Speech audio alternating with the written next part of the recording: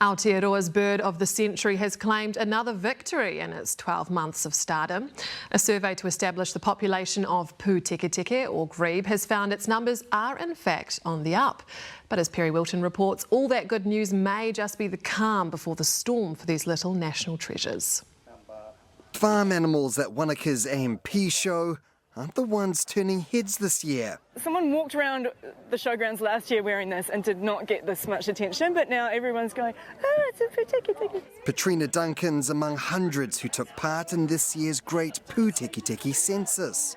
In 2004, there were just 390 pūteketeke in New Zealand, but filming on cell phones and clipboards in hand, volunteers this year counted a total of 1,047, with Otago seeing the biggest increase. They've basically doubled in 10 years, which is fantastic.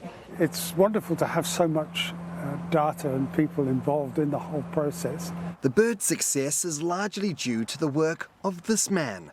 Zoologist John Darby founded the Lake Wanaka Grebe project, lovingly building makeshift nesting platforms in some of the pūteketeke's last remaining habitat. I was actually 76 at the time, and I thought, well, we could do something about this and see whether we can get them going.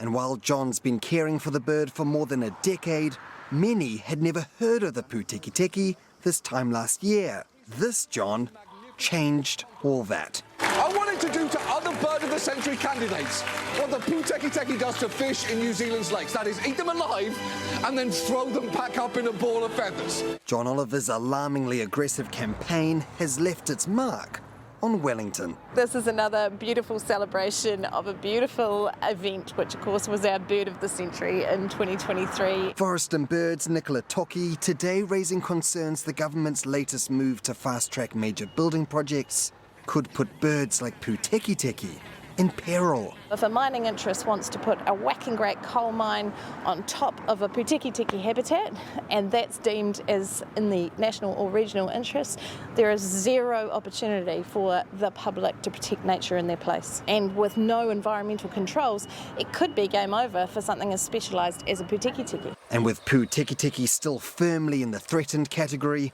You're looking at about 1,000 birds, so it's not millions, but yeah, I think it's tracking in the right direction. Over 90% of the wetlands of New Zealand have been destroyed, and this was their habitat, their place.